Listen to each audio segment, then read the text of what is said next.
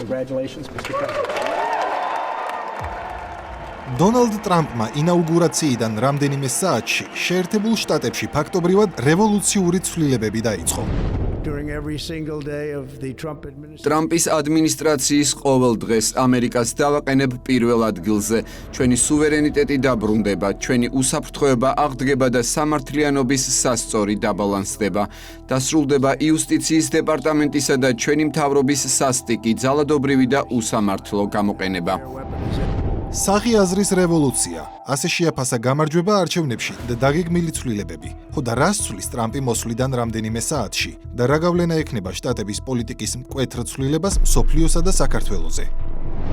სწორედ ეს არის ახლა ჩვენთვის უმთავრესი კითხვა. პირველ რიგში უნდა ითქვას, რომ დონალდ ტრამპმა ფიცის დადებიდან რამდენიმე საათში გააუქმა ჯო ბაიდენის მიერ მიღებული 70-ზე მეტი განკარგულება და მათ შორის საკვანძო მნიშვნელობის რამდენიმე საკითხს გამოვყოფთ. რა აღარ იქნება ისე, როგორც დემოკრატების ადმინისტრაციის პირობებში იყო. LGBT პროპაგანდა, Deep State-ის, იგივე გლობალური ომის პარტიის გავლენები ამერიკის მმართველ ელიტასა და სახელმწიფო უწყებებში. ფსევდოლიბერალურ ღირებულებებზე აგებული საშინაო თუ საგარეო პოლიტიკა. შტატების, როგორც ზესახელმწიფოს ინსტრუმენტალიზება გლობალური ომის პარტიის გავლენებისა და ფინანსური სარგებლის გასაზრდელად, რაც ომების პროვოცირებასა და მარიონეტული ძალების მხარდაჭერაში გამოიხატებოდა.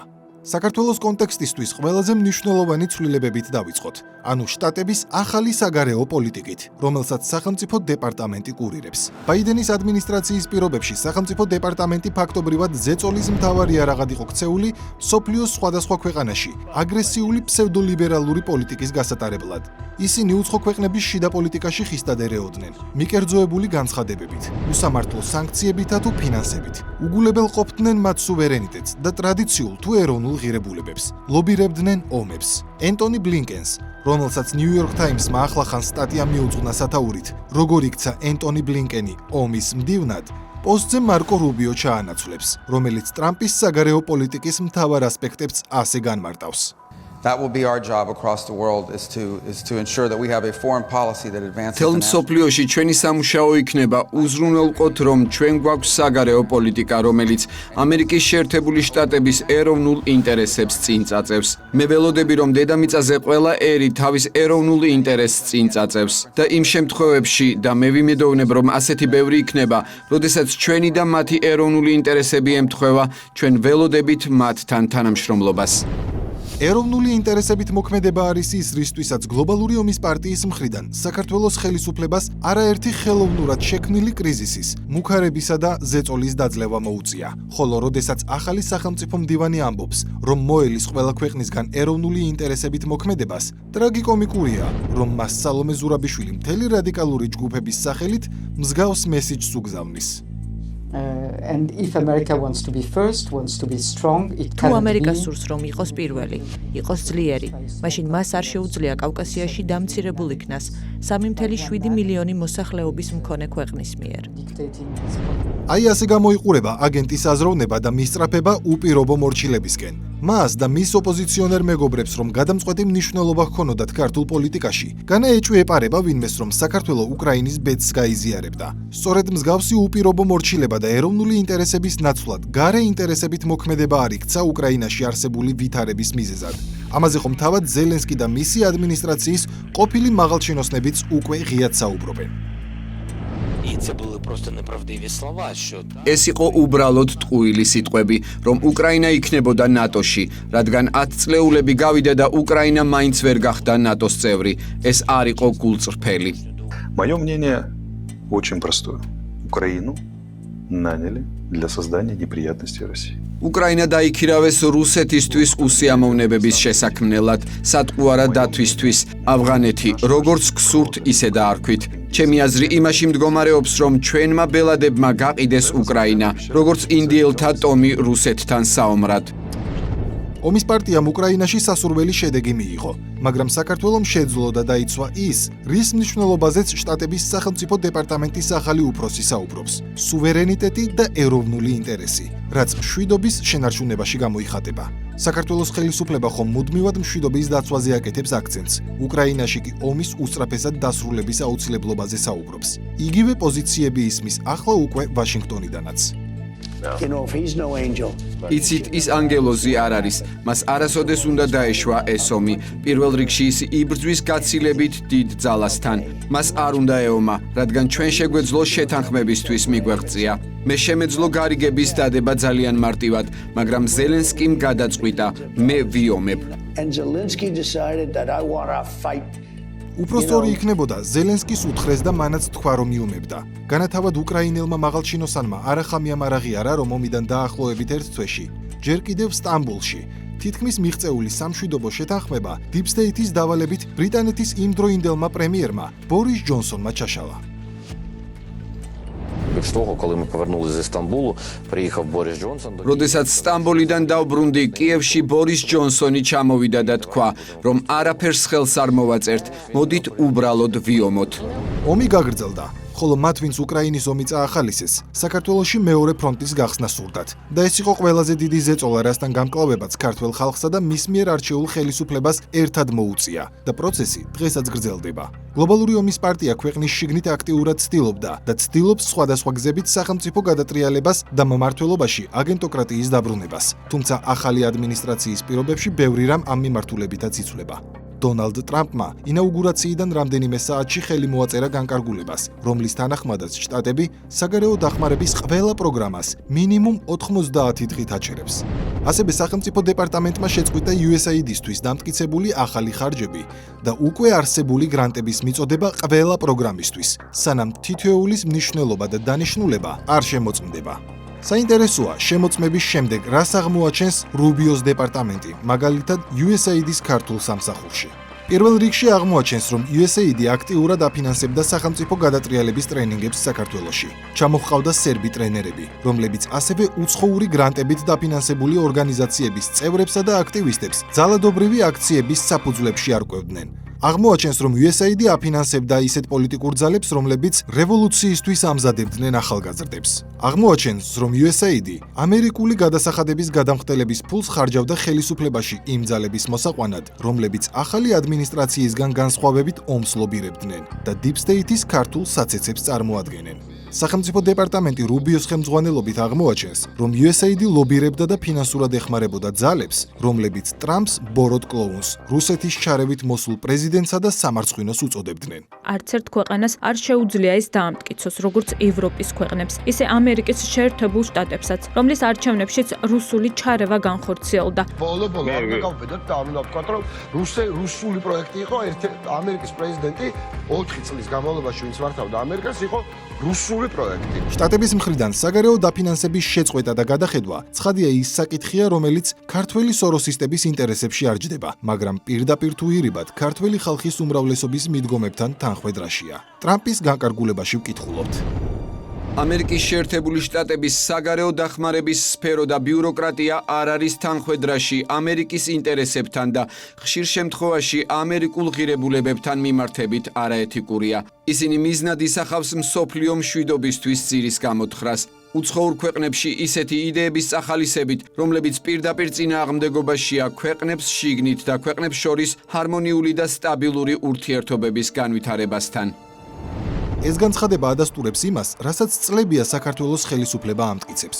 არა მარტო არამიზნობრივად იხარჯებოდა გარკვეული თანხები, რომლებიც შემოედინებოდა ჩვენს ქვეყანაში, ქვეყნის გარედან, არამედ აქ საუბარი იყო პირდაპირ ხშირ შემთხვევაში რევოლუციური პროცესების დაფინანსებაზე. ამით ისიც დადასტურდა, რომ გამჭვირვალობის კანონი არა თუ უბრალოდ კარგი იყო, არამედ იყო აუცილებელი. ადასტურებს, რომ სწორედ უცხოური ფულით ფინანსდებოდა საქართველოში არაერთი რევოლუციის მცდელობა. სწორედ უცხოური ფული იდგა NGO-ების აქციების უკან, როდესაც ფაქტობრივად საკონსტიტუციო გადატრიალებას და ტექნიკური მთავრობის დამტკიცებას ითხოვდნენ.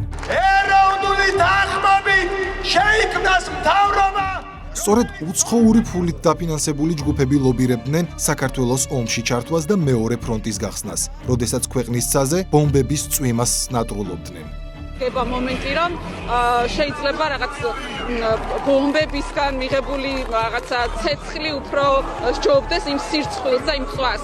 უცხოური ფული იდგა ქვეყანაში რადიკალური, აგრესიული აქციების უკანაც, როდესაც გამჭვირვალობის წინააღმდეგ რადიკალური ჯგუფები თბილის ცეცხლს უკიდებდნენ და პოლიციელებს მოლოტოვით წვავდნენ. პირდაპირ ამერიკული ფულით, ამერიკული ფონდი, ნედი, აფინანსებდა რადიკალურ პოლიტიკურ პარტიებს, რომლებიც სულ ახლახანს თბილისის ქუჩებში მოწყობილ არეულობებს აფინანსებდნენ, ხოლო ექსტრემისტებს პიროტექნიკით, ლაზერებით, მოლოტოვებითა და სხვადასხვა ნივთებით ამარაგებდნენ. პოლიციამ დიდი რაოდენობით მარაგები ხომ სწორედ მათი ოფისებიდან ამოიღო.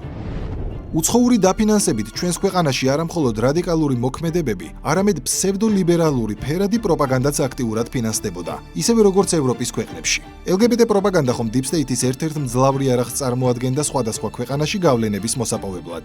აგრესიულმა გენდერო სიგიჟემ მოიცვა ევროპის კონტინენტი. შედეგად ღმერთი და რწმენა, ცისარტყელას დროშამ ჩაანაცვლა.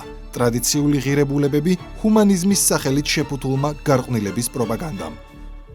რომლის მიზანიც ტრადიციული ეროვნული ღირებულებებისგან სტერილიზებული ადვილად მართვადი საზოგადოების შექმნა იყო. რიგ ქვეყნებში გლობალურ Deep State-ს ეს ნამდვილად გამოუვიდა. საქართველოში კი უამრავი მცდელობის მიუხედავად შედეგს ვერ მიაღწიეს. თუმცა ამ დღის წესრიგის ქართულ რეალობაში დასამკვიდრებლად ხომ არც ცდა დაუკლიათ და არც მილიონობით დოლარი. ხომ გახსოვთ, რა მოჰყვა საქართველოს ხელისუფლების პრევენციულ ნაბიჯს, როდესაც პარლამენტმა LGBT პროპაგანდის წინააღმდეგ კანონი მიიღო. მაშინ Deep State-ის ადგილობრივი კასტა ხელისუფლებას და მის მხარდამჭერებს აბულინგებდა და დასცინოდა. სად არის ეს პრობლემა? ემსახურება მხოლოდ და მხოლოდ ოცნების მხრიდან საზოგადოების მოტყუებას. ეს კიდევ ერთი ნათელი დადასტურება არის არაადეკვატურობის. კაცი კაცია და ხალი ხალია. ამერიკელი და ევროპელი მაღალჩინოსნები დემოკრატიისგან დისტანცირების ბრალდებით გვემუქრებოდნენ. ეს ყველაფერი ეწინააღმდეგება ევროკავშირის ძირითად პრინციპებს.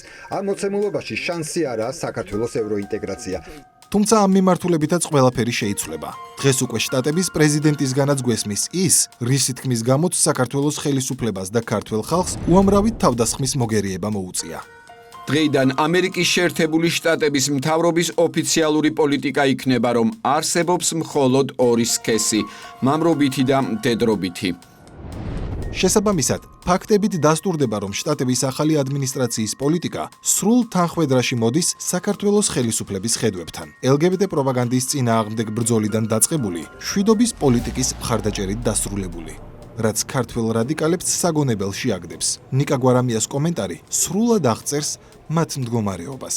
სოფლიო მასხარას ეძახდნენ წლების განმავლობაში, მაგრამ ეს კლოუნი ბოროტი კლოუნი აღმოჩნდა. ტრამპს უწოდებდით ბოროტ კლოუნს, აი ამ დღესაც იგივეს ფიქრობთ? ტრამპი არის ამერიკის შეერთებული შტატების პრეზიდენტი, ამჯერად მე ვარ პოლიტიკოსი, ამიტომ ბუნებრივია, როგორც ჟურნალისტის და პოლიტიკოსის შეფასებები ერთმანეთისგან განსხვავდება. ისინი თავის შეკავებას ცდილობენ, მაგრამ არ დაგვავიწყდეს, რომ კვლავ Deep State-ის გავლენის ქვეშ არიან, რომელთა წარმომადგენლებსაც ეს თავშეკავება სულაც არ ახარებს. მაკკეინის ინსტიტუტის ხელმძღვანელმა უკვე ხომ შემოუთვალათ. მესმის, რომ საქართველოს ინტერესშია ქართული დემოკრატიის დაცვა, მაგრამ გაიგეთ, ის გამაუპატიურებელი და კრიმინალია, ამიტომაც, როგორც ქართველები იტყოდნენ, ბევრ ჩვენგანს ეს ყურს ჭრის, როცა ისმენენ მისი მისამართით ქებასა და დიდებას ჩვენი ქართველი მეგობრებისგან. აი, ასეთ რთულ ვითარებაში აღმოჩნდნენ ქართველი რადიკალები. როგორც შანს ერთ მომენტში დაავიწყდათ, რომ მათი მოვალეობა დავალებების უსიტყვოდ შესრულებაა და ლორა თორტონის პირით ეს საკმაოდ ცალსახად შეახსენეს. ასე მოქმედებს Deep State-ი, ქმნის სისტემას და მის გარეთ ყოფნის უფლებას არავის აძლევს. სწორედ აღნიშნული სისტემის დასრულება სურს დონალდ ტრამპს და უპირველეს ყოვლისა ამერიკაში. ამიტომაც მთავარი ფრონტი ტრამპს მის ქვეყანაში აქვს და ის პირველი ძლიერი დარტყმისთვის ემზადება. ხელს აწერს სენატორ კენედის, პასტორ ლუთერ კინგისა და პრეზიდენტ კენედის მკვლელობის ყველა ჩანაწერის გამოქვეყნების განკარგულებას. პრეზიდენტ კენედის მაგალითზე შეგვიძლია ვიმსჯელოთ, რაოდენ ხმაურიანი შეიძლება აღმოჩნდეს ეს ანგარიშები. ბუნებრივ ეჭვებს აღზრავს თუ რატომ და როგორ მოკლა ოსვალდმა კენედი ყოველგვარი მოტივისა და თანამზრახველების გარეშე. როგორ მოკლა თავად ოსვალდი ჯეკ რუბიმ ორ დღეში, ასევე ყოველგვარი მოტივის გარეშე. წლების მანძილზე რატომ მალავდნენ ამერიკული სპეცსამსახურები ოსვალდთან კავშირს. როგორ გამოაცხადა მანამდე ფსიქიკურად ჯანმრთელად აღიარებული ჯეკ რუბი გიჟად ფსიქიატრმა, რომელსაც მოგვიანებით სპეცსამსახურებთან მჭიდრო თანამშრომლობა დაუდასტურდა და ასე შემდეგ.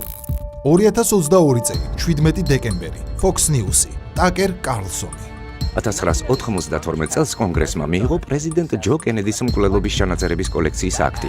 ეს აქტი მათ ავალდებულებდა კენედის მკვლელობიდან 54 წლის შემდეგ 2017 წლისთვის ყველა დოკუმენტის სრულად გამჟღავნებას.